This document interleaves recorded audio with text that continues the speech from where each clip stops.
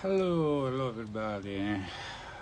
I take advantage of this beautiful sunny day to record a live outside on the balcony, and I wanted to talk you about five fragrances that are the kind of the most important to me because they are the five fragrances that started my love for fragrances and my journey into this world 35 years ago or so. So, the first one couldn't be anything else than Eau Sauvage. Dior Eau Sauvage was my dad's signature scent, the first scent I got in touch with, so it has to be the first. This is a great summer fragrance, some spring summer fragrance. It's citrus aromatic, I would say. It has a great citrus opening, some florals like jasmine in the mid and woody dry down, and slightly animalic from the caraway seed.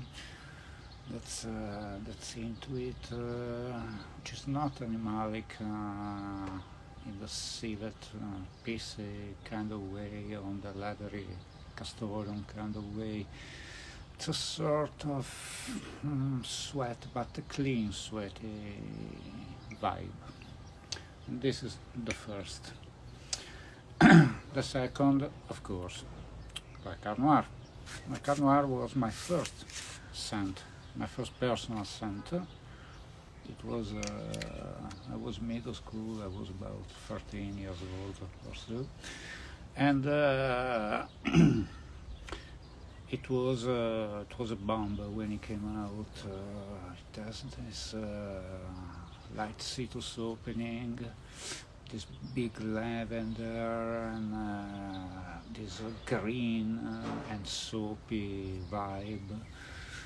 It was something a little different from what was on the market back then, but not so much. Just a little touch that it made it more youthful compared to things like Antaeus or Kouros, something that a guy in his teens like I was could easily wear.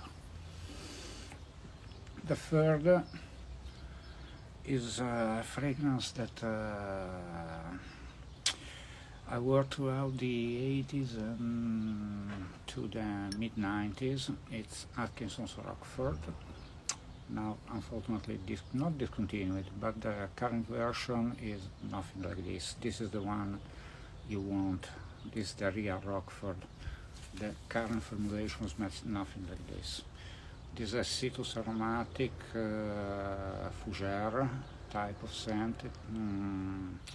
A very strong citrus opening, lightly floral mid, and one of the best sandalwood notes on the market in those years until Egoist came out, which has another great sandalwood note. They are in chronological order of release, by the way, because of course this was the chronological order in which I discovered them. I'm sorry for the sunglasses, but I'm facing the sun. Next is Van Cleef & Arpels Tsar.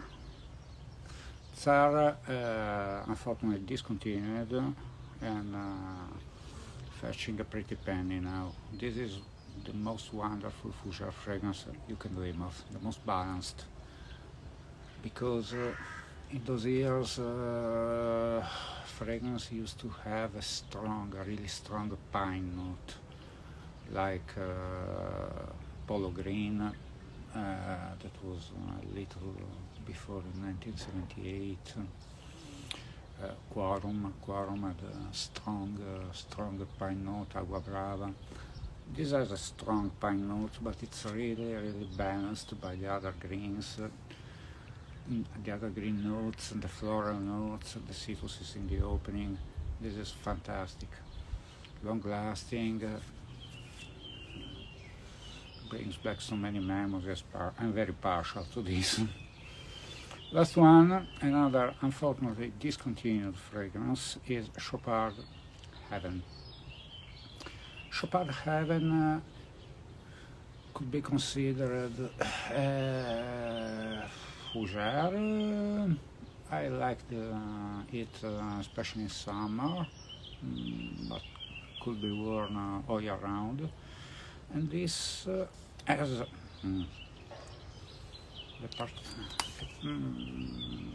particularly strong minty vibe, but it has no mint.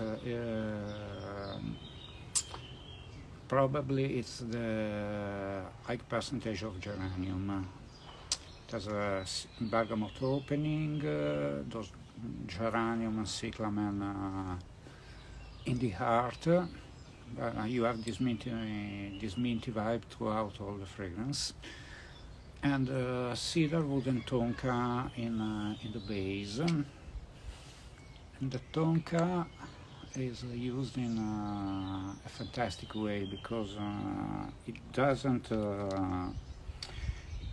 give it a great sweetness, but is like a warm base. It's not sweet, but it's not extremely dry.